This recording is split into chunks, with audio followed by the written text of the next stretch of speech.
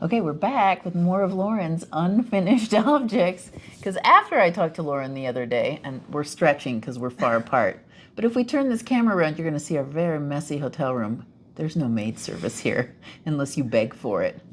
So we've just been batching it for a week, letting the mess pile up. But we're back with more of Lauren's unfinished stuff because after we left off on Monday, Lauren remembered a stash of unfinished objects that she had with her. And so we're going to look at them. A lot of the time when you go to IOLI, you walk out of here with whatever project you were working on, and it stays in the bag until you come back to IOLI, right? And you just happen to pick up the same bag that you always take to IOLI, and then you unearth a treasure trove of unfinishedness. So we're going to show you Lauren's unfinished. So what is your unfinished, Lauren? So I took a class, who was her name? Natalie? Do you know her last name? No. Natalie, the young Natalie. Yes. With the good laugh. I don't know Natalie's last name. Natalie from Spokane. Yes. So I took a class from her in Spokane, IOLI. That was in 2019. And we did sunflower, which I don't have with me, but we did like a rose.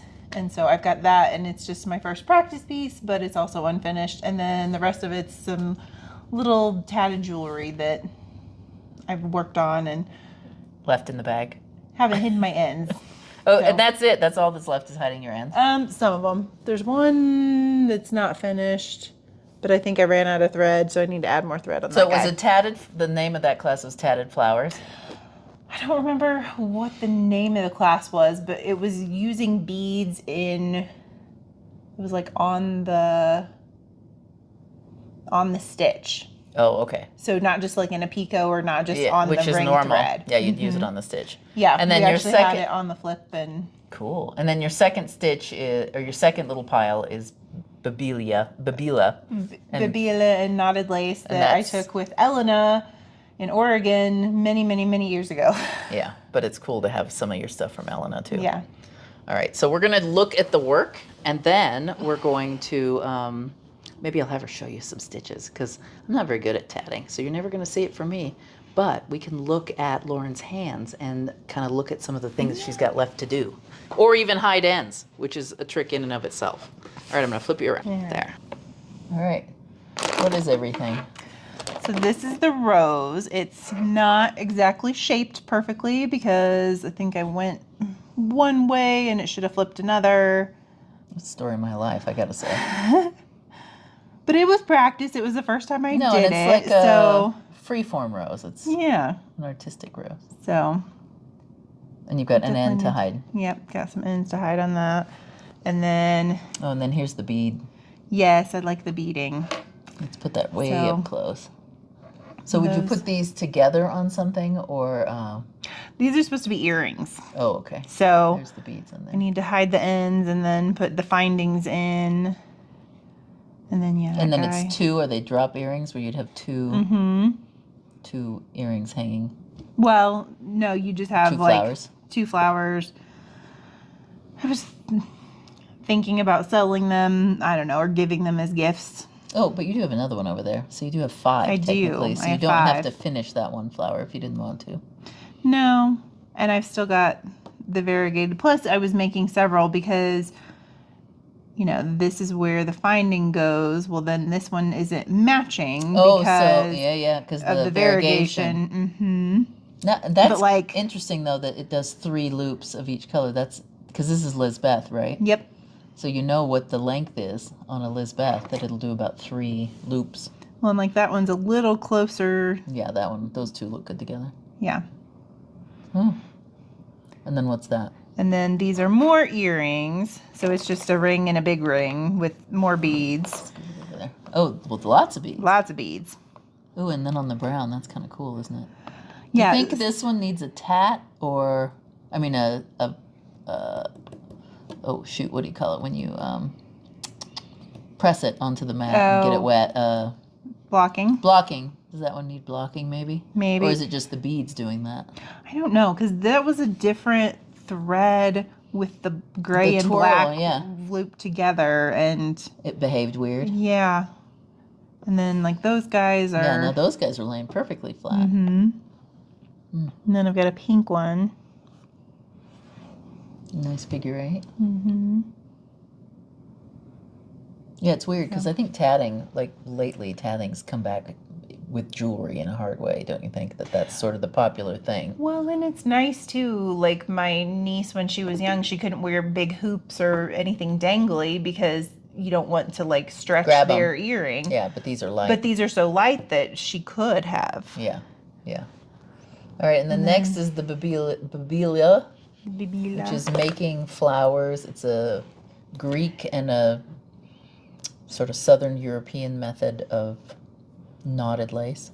So yeah, these were just my practice pieces, and there's a little look at that sprig of flowers. It's crazy. It's like a little nosegay.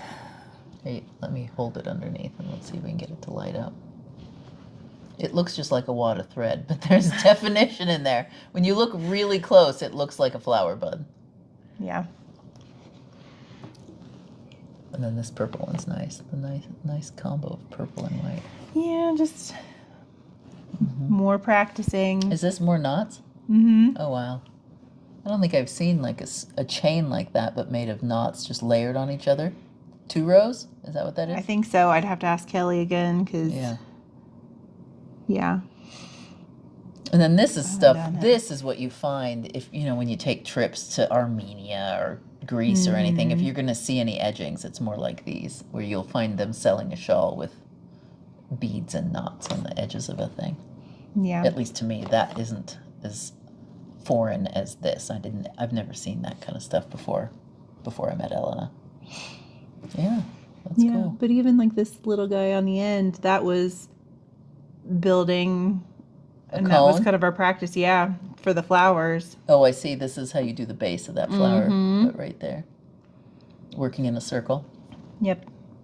Yeah, and this one's just a needle and thread. This the tatting is with a shuttle, right? Yes. You wind on stuff with a shuttle. You can do needle tatting. I've never done it. I've tried.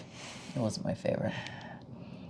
I think the definition is much better with a shuttle. Yeah, no, I totally agree. Yeah, because you can firm that up.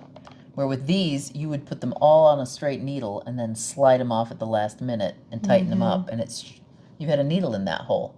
Yeah. So yeah. All right, show us how you hide an end. Hide an end on something. I am. All right, so to hide the end, you have to come like right there. Yep. Just gonna make it so much easier. Okay, so you just have to go back under. Yeah, I would go right through there and just go through 3 or 4 of those stitches. Hang on, maybe. There. And then just make sure, I guess, choose the back side where you're going to cut your end. Mm-hmm. I know in needle lace we split threads, so I wonder if you can split threads on tatting as well. I feel like I can go under that one. Oh, that's a good run. There we go. Ooh, Did it go? Got it. You got Yep. it? Sweet. Here's the scissors. Cut that bad boy. Nice. 1 down.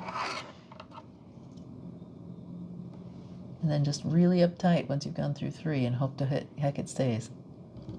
I know some tatters use fray check. And jewelry, I suppose it wouldn't be that bad. Now this one's going to be a tough little booger because it's very short. So we're going to have to thread the needle first, then put the thread in. And that's when a needle threader and a pair of scissors are your friend. And a 28 needle. For what is that, 40? I think this is 20. 20.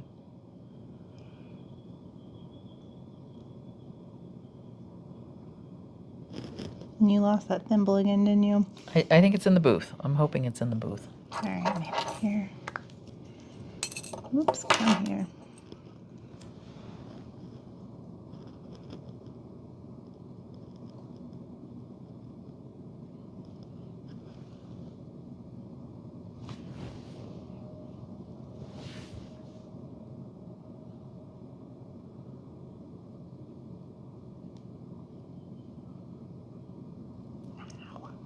Yeah, that it has a sharp little back end too.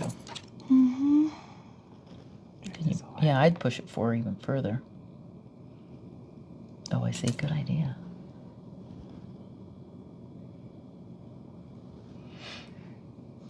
You could use your little kangaroo-y. Maybe.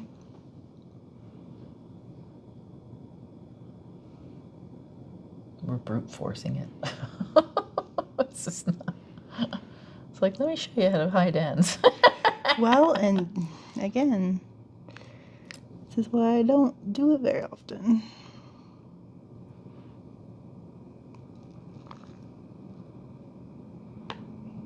Is it not moving? It's moving. Oh, okay. Okay.